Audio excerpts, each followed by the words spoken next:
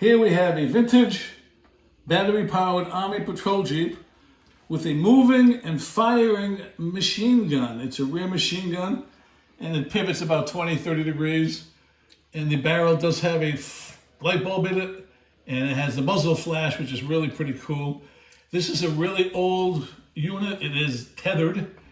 It has a tethered remote control. The battery pack is in the hand, and it has a fifth wheel which steers it. This is made by ASC, which I guess you enunciated SHOTEN and Company Limited, based out of Japan at one time. There's the logo. You can see this is the original box. This is their model number actually it's 1-218. The box is in great shape. It's a little crushed. The base has been crushed just a little bit, but no damage occurred on the inside. It has the original inserts inside as well, which you'll see in a second. And there's your 4 panels. And you open it up. You can see it's in beautiful shape.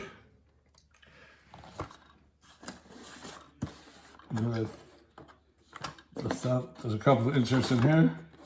There's 1, there's 2, and now we're going to try to pull the Jeep straight up. And the cable is underneath the third insert. We did it with a lift. You can see there's the insert for the car.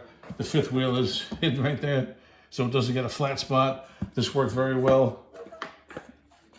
Put those in there, and there. And here we have the Jeep with its remote control. It's tethered. Ooh.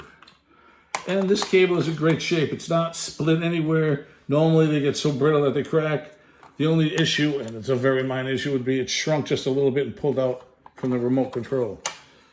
But we'll get into that in a second. But here you have the Jeep, which is tin. It has an operator, a driver, if you will, and the guy in the machine gun. The machine gun does pivot just a little bit, so you can get it off the windshield frame. You can see it's got beautiful hubcaps. They are tin. The rear wheels are connected to the power. The front wheels really don't turn. There's no reason because there's a fifth wheel, which I'll show you in a second. You can see the rear of it. There's your spare tire. Some of these older models had a gas can and, you know, extra 2 tires and a battery pack and all that. This particular one doesn't. It's very simple. But it's a very old model. Here's the other side. Get the cable out of the way.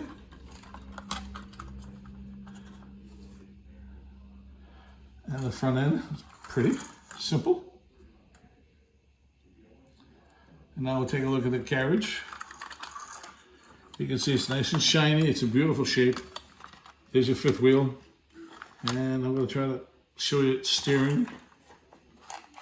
You can see it does turn perfectly. So that does work. That's a nice feature. And it takes 2 size D batteries, which I'm going to put in. They are not included. This is a plastic battery case. So you open her up. There's the directions as to how to put the batteries in it. I haven't even lifted up to here. There's no reason to. It works perfect. So I assume all the original solders are still there because I've owned this for 30 years, quite a while. There's your forward, there's your backwards. We're going to put her on the ground behind me. First I'm going to show you the muzzle flash.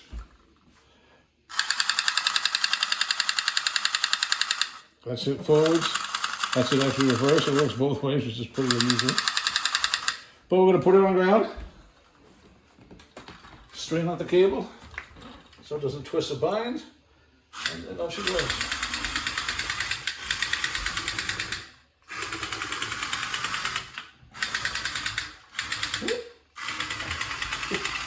You can see it's a lightweight, so it does slide a little bit. Actually a lot. But it does work fine. Yeah, it's a heavy cable. That's why there's a steer 2 wheel. But the features work fine. You see the muzzle flashing? I'm holding it at the end so you can see it. I'll point it towards you. And hold it. So you can see it is a perfectly working unit. Here's the remote control. And it's boxed. It's old, made in Japan. It's tethered, and it's 100% operational. And I thank you for your time and considerations.